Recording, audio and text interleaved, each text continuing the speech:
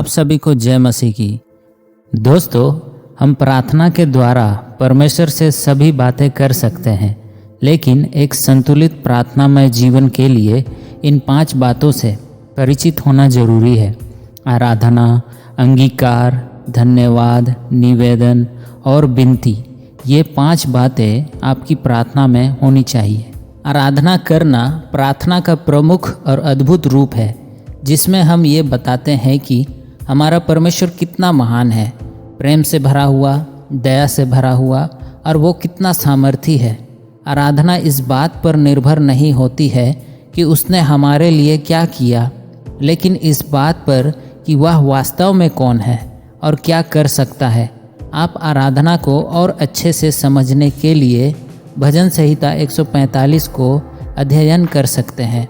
वहाँ आपको पता चलेगा कि आप किन किन बातों के लिए परमेश्वर की आराधना स्तुति कर सकते हैं। दूसरी बात, अंगीकार। दोस्तों, जैसे जैसे हम परमेश्वर की उपस्थिति के निकट आते हैं, वैसे वैसे हम अपने पापों से परिचित होते जाते हैं। प्रभु की ज्योति हमारे पापों को, गुनाहों को प्रकट कर देती है।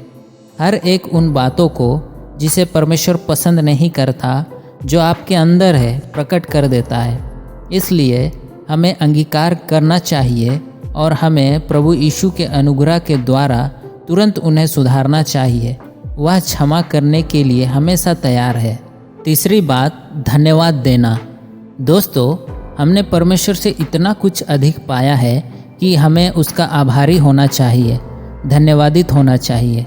जरा आप सोच कर देखिए कि प्रतिदिन आप किन किन बातों के लिए परमेश्वर को धन्यवाद दे सकते हैं। आपके पास शब्द नहीं होंगे, आप थक जाएंगे धन्यवाद करते करते। इफिसियों की पत्री 5 अध्याय पद 20 में लिखा है, और सदा सब बातों के लिए हमारे प्रभु यीशु मसीह के नाम से परमेश्वर पिता का धन्यवाद करते रहो। चौथी बात, निवेदन करना। दोस्तों, आराधना, पाप अंगीकार और धन्यवाद के साथ ही साथ अपने व्यक्तिगत निवेदन भी परमेश्वर के पास ला सकते हैं, क्योंकि परमेश्वर हमारी इच्छाओं को पूरा करना चाहता है।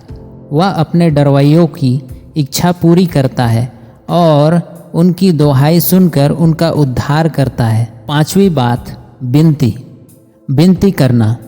विनती का अर्थ दूसरों के लिए मांगना है। हम केवल अपनी ज़रूरतों को ही परमेश्वर के अनुग्रह के सिंहासन के सामने नहीं लाते हैं, पर दूसरों की ज़रूरतों को भी। जैसा लिखा भी है, अब मैं सबसे पहले यह आग्रह करता हूँ कि विनती और प्रार्थना और निवेदन और धन्यवाद सब मनुष्यों के लिए किए जाए, राजाओं और सब ऊंचे पद वालों के निर्मित, इसलिए कि हम विश्राम और चैन के साथ सारी भक्ति और गंभीरता से जीवन बिताए। आमीन।